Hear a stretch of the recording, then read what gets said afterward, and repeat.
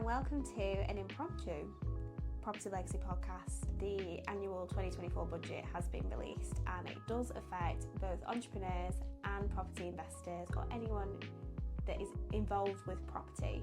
So we wanted to share, we're cutting into this season to give you an up-to-date insight into what's happening, what it means, and to hopefully make things make a little bit more sense for anyone that's feeling a little bit overwhelmed with all of the news that's out at the moment. Yeah.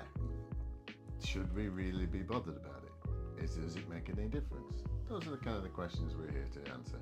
And hopefully you'll feel a bit better about it and be able to change what you're doing to make the most out of the budget. So to start with, we're actually going to speak about what hasn't changed in the realm of property, because I think sometimes when you see all of these things happening, it can be quite scaremongering, and there are some things in the budget that haven't changed whatsoever that we wanted to make you aware of. So let's start with something positive. Yeah, so with the budget, everybody was frightened to death of tax rates going up, VAT going up. So at this moment in time, your income tax is not changing. So anybody that's got a job, PAYE and all that kind of stuff, you'll just carry on getting taxed the same amount as before. VAT is not changed, so yeah, it's still going to be the same prices generally for the UK for the foreseeable future. So all of these things are good. So businesses won't be affected by having to pay different amounts. And the really good thing is for anybody over 21, the minimum wage will go up to £12.44 or £12 something next April. So that's good news. Okay, so let's start with stamp duty then, Okay. because that's the big one that I've seen all over the social medias at the moment, and there's been a little bit of uproar about it. Yeah, so a bit of background to it. There is stamp duty over a certain amount, whether it's residential or commercial. Depending on how much you're paying for your property, you will have to pay so much stamp duty. But what people forget about is when you're doing investments, once you go into your second property, you have to pay what effectively is a tax, is a stamp duty of 3% on any investment property. So whether that's owned in a company or whether that's owned in your own name, you have to pay 3%. That's what you've had to do. What they've changed now is they've changed that from 3% to 5%. So if you buy a house for 100,000 or a flat for 100,000, you're going to have to pay an extra £2,000 in tax to buy the same property. So a lot of people are in uproar saying, well, there's a lot of investors that are just going to drop their deals because they're having to pay an extra 2%. Now, I think that's scaremongering, because at the end of the day, yeah, you're going to have to pay slightly bit more. But if you are an experienced investor, your figures will be looking at deals that are bringing you in 20%, 30% profit a year, not going to be worried about 2%. So it's something to think about.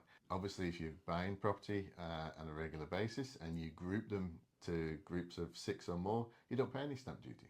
So you can get around the whole stamp duty thing anyway if you know what to do. But if you're just buying one property and you're halfway through buying it, unfortunately, you will have to pay an extra 2% on completion. And that's for all properties, even first properties? No, that's for just for an additional property. For investment properties. For just an investment. Yeah. So okay. Whether it's a holiday let, whether it's a service accommodation for a company, or whether it's a service accommodation for yourself, or just a second home, then you will have to pay this stamp duty, and you've had to pay 3% for quite some time now. Yeah, and I think it's just something to bear in mind if you are looking at working with investors. That's just something additionally that you have to add into there when you're asking for a certain amount of money. It's just bearing in mind that and being able to explain the changes, and that's why the investment potentially is a little bit more, but what the return would still be. So I think, as you said, I think a lot of it, when you first see it, you think, oh God, that's really frustrating, because of course you're having to spend more money. But if you are working and using other people's money to do it, then potentially it's not going to be as effective for you in the long run anyway. Yeah, it's just going to change the purchase costs. Yeah. So after year one, your purchase costs are kind of taken into account. Mm-hmm. You can't. It's just been and gone. So it's just going to affect that kind of first 12 months of your investment. But if you're then selling the property, anybody coming to buy will have to pay 5% stamp duty as well. So it's just one of those taxes that we're going to get that the government loves asking us to pay more tax because we don't pay enough, unfortunately. So talking about tax, let's talk about capital gains tax. Sure. Well, capital gains tax has been the same levels of 18% and 24% for residential property for quite some time. But capital gains tax on companies and their properties was different. There was a lot less. So this budget, they've not raised residential and personal property capital gains tax, but what they've done is they've brought the business capital gains taxes in line with residential. Now, this sounds like they're just making it an even playing field, but me being a little bit cynical, if you are a company and you are utilising the tax laws effectively, you wouldn't be paying capital gains tax, whatever. So actually putting the capital gains tax up a little bit makes no difference. It looks good, it looks like they're taxing the rich, but if you're doing it properly, as all the wealthy and experts and the property investors that have been doing this for quite some time, they won't be paying this tax anyhow, so it's not going to make much of a difference. Oh, well, that's interesting. Yeah. What does it mean for people though that aren't rich? What it means is if you sell a property and it's an investment property, and say it's gone up in value from 100,000 to 200,000, you'll have to pay 18% if you're on lower tax bracket of the 100,000. So you'd have to pay 18 grand in tax. Right. So you don't get to keep all of it. But if you're in the higher tax bracket of 40% or above, then you'll have to pay 24%. So nearly you'll lose a quarter of your money. So effectively, it affects entrepreneurs and property investors who are trying to dispose of assets, and it's that type of thing. It just means they wouldn't keep as much of the profits. Okay. But if you're investing for the future, you don't want to sell anything. You want to keep it. You want to keep it because it's worth more, and then you'll give it through a limited company to the next generation, and on. So you don't ever want to sell. No. And the house prices go up every 7 years. 8 to 10 years. 8 to 10 years. Yeah. So I did see in the paper today they were saying that the average house price is going to go up by £84,000 in the next 5 years. Jesus. Yeah, well, when you think about it, the average house price is around about late 200,000 to 300,000 for the UK. Yeah. For Blackpool, that is not how much the price is. No. But if you think about the price change, it's around about 30%, 40%. Over a 5-year period, that's roughly 5 or 6% a year. But that's the average of house price rises every year anyhow. Right. So it's another media trying to make people sound wonderful when they're not. Yes. It's just normal, it's expected. If it was more than that, maybe, but if it's less than that, it's just normal. Well, I think as well, if you use a bit of common sense, everything's gone up in price. Yeah. Everything. Do you know why it's going up in price? Because of the cost of living crisis. No. No, why? No. So, as we've said before, the lowest wage is going to be £12 pounds something.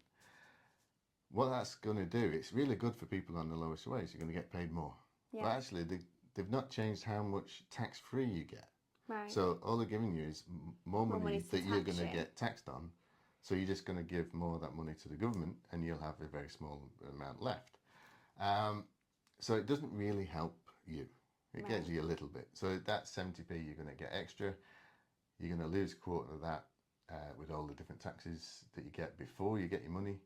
And then because taxes are going up, all the companies in the country are going to have to put the prices up, which then means the cost of living goes up, which then means everybody wants a pay rise, which then means it's just it's just the rat race. It goes round and round and round and round. Yeah. And that's why everything goes up in price. We're just living in a cycle, basically. Yeah. If everybody stopped and said, I don't want a wage increase, prices wouldn't go up or shouldn't go up because there's nothing to drive them. No. So, business asset disposal relief. What is that? So business asset disposal relief, or BADR. So this is what's happened. If you are disposing of a company, then you have a lifetime allowance now of 1 million. Capital gains tax rate increases from 10 to 14%. So if you're selling a company, you're not paying much capital gains tax anyhow. And in 2026, it's going to go up to 18%. So it's similar to capital gains tax elsewhere. It provides consistency for planning any disposal. So it's really the entrepreneurs, the property people who have got companies and they're trying to sell them to then make more money. It's going to affect that kind of system, especially if you're selling it after a death, and that, because then you'll have capital gains tax, but then you'll also have inheritance tax on top of that. So the higher interest rates reduce benefits of selling a business. It just means discouraging people to sell companies. But if you're going to sell and you get slightly less, it's no real hard shakes really. If you're still going to do it, you're going to do it. So it just means you're going to pay more. But you're going to pay more no matter which government's in. It's just what happens every budget. Okay, let's talk about inheritance tax. So inheritance tax from April 2026, so it's not long to go.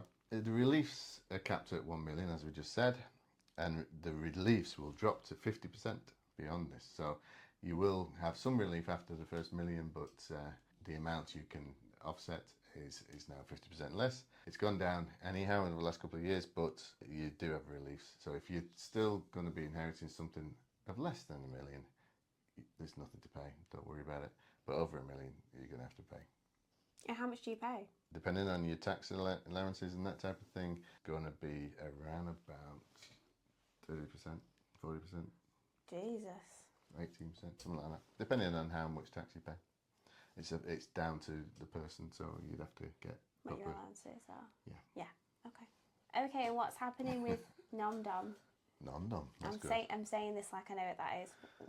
What's happening with that? Okay, so non-dom is the non-domiciled tax regime. So what it means is if you're a British and you live outside of the UK, you can effectively get your monies taxed on the UK rate. But generally, people want to live out of the UK, so they get taxed by somebody else, or not to get taxed at all. If you go and live in Dubai, you don't get taxed on any income at all. No. Monaco is the same. Cayman Islands, all these kind of places, you can go and pay no tax on any of your income. So that's why a lot of people with money go and live elsewhere. So what it means is, from April 2025, it's going to be abolished. So it means wherever you are in the world, you're going to get taxed by the UK government if you're still having a UK tax position. So if you move out the UK and you move to a tax haven, you would be protected there. But if you went and lived a few months of the year elsewhere and were having benefits of less tax while you're away, that's going to change no matter where you are. If you're coming back to the UK, you'll have to pay UK tax. So even people that work abroad then? Yeah. Like even people that work overseas and stuff? Yeah, unless they're working in a tax haven. Ooh. That's what they're trying to do. So they're trying to still tax you no matter where you live. So you'll have to just make sure that you can work or live in areas that you're not going to get that tax. That's crazy. Okay, and finally we're going to talk about national insurance. And I know we spoke about the living wage going up, but national insurance is changing too. Yeah, so it's going up slightly, a whole 1.2%. It's going up to 15%. So everybody will be getting charged more on that tax. And it's something that companies will have to take into account, and it just means you're paying more towards the NIC, which obviously should go to the NHS and should go to our pensions. So hopefully we'll still have one when you retire. Is that how it works then, national insurance? It goes towards your pension? Your pension, and it pays for the pension and the NHS, yeah.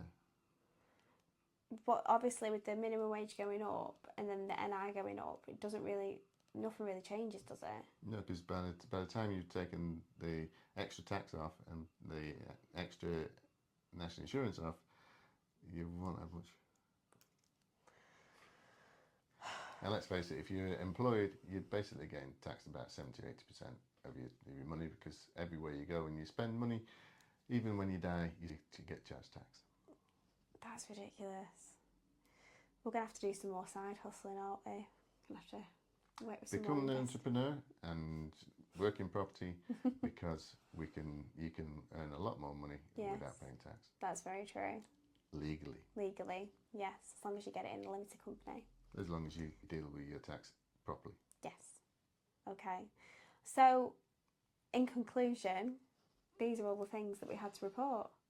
I've learned some things. Yeah. In conclusion, the impact is the government is raising more tax through taxing entrepreneurs, businesses, and property investors. So all those people that aren't PAYE are getting taxed more. In some ways, that may be able to be mitigated with the tax laws, but the general day-to-day person who's employed has either not changed at all or has had a very small increase in wage. So if we were to give advice to somebody who might be either new into property investment or partway through a property investment at this moment in time when this has been rolled out, what advice could we give from our perspective? Okay, so if you are in the middle of buying a property at this moment for investments, then just bear in mind you will need to pay an extra 2%. There's nothing you can do about it, unfortunately, unless you can buy another 5 properties at the same time. And if you're just starting out, it's doubtful. So I would consider whether it's going to kill the deal. If it's going to kill the deal, walk away, because even if you lose your legal fees or a small amount, you're not going to lose out on the whole thing.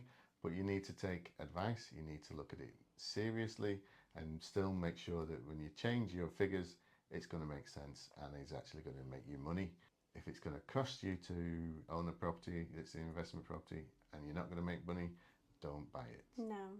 The most important thing is for everything that we say no to, it opens it up for more opportunities for something that's going to be a better fit. So it can be frustrating, especially like I've seen some things on social media the last few weeks that people have been like, you know, I was just finishing this and this was just being signed off and blah blah blah. But I know some people the day of the budgets that were announced were like, oh my god, I've literally was just about to complete on a house and things like that. But as we've said, the biggest piece of advice is if it doesn't work out for you financially, then walk away. Yeah, you can recover and you can go buy a different property at different times. And once you've understood what the differences are and how it's going to affect you, then you can carry on and do what you want to do. But you just got to make sure that it makes you profit. If it doesn't make you profit, walk away. If it's an emotional thing that's making you go through with it, then you shouldn't be buying it for emotional reasons anyhow. No. So try and stand back and just let it go. And if you're working with investors anyway, this is something that they're going to be aware of. Usually people that have got the money will be aware of all of these things. Yeah. And they'll know that it doesn't make that much difference. In the scheme of things, if it's going to make them a lot of money, an extra 2% on the purchase doesn't affect really the profit down the line, especially if you're going to hold on to it for a long time. An extra 2% over a 20-year period, it's going to be negligible, but it's just annoying when things happen overnight or over a day. Well, that's it then. Thank you for joining us for our interruption of our news report. Are we ready? Ready. And that is our update of the news. And that was the news. Bye. Bye.